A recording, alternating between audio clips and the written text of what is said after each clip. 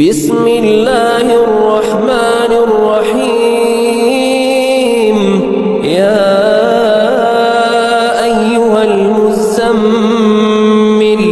قم الليل إلا قليلا نصفه أو انقص منه قليلا أو زد عليه ورتل القرآن ترتيلا.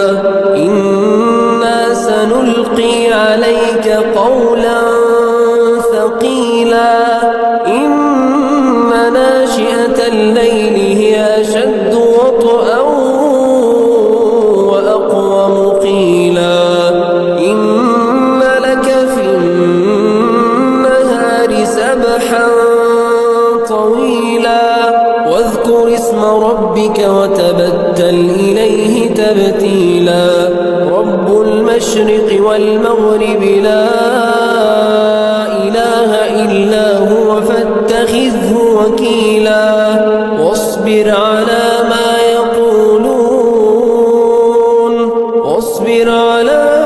يقولون واهجرهم هجرا جميلا.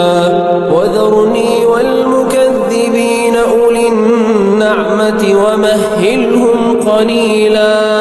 إن لدينا أنكالا وجحيما وطعاما ذا غصة وعذابا أليما. يوم ترجف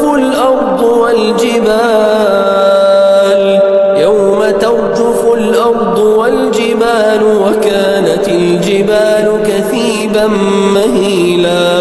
إنا أرسلنا إليكم رسولا شاهدا عليكم كما أرسلنا إلى فرعون رسولا. فعصى فرعون الرسول فأخذناه أخذا وبيلا. فكيف تتقون إن كفرتم يوما يجعل الولدان شيبا. السماء منفطر به كان وعده مفعولا.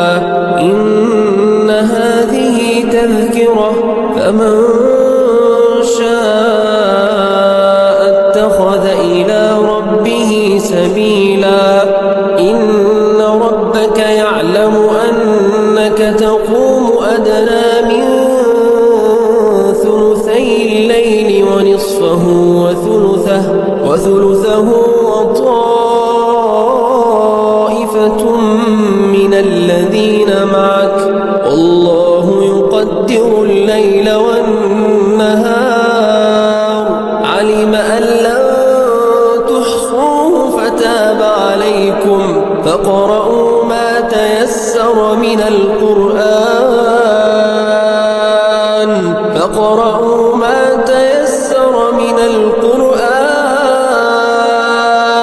علم أن سيكون منكم مرضى وآخرون يضربون في الأرض يبتغون من فضل الله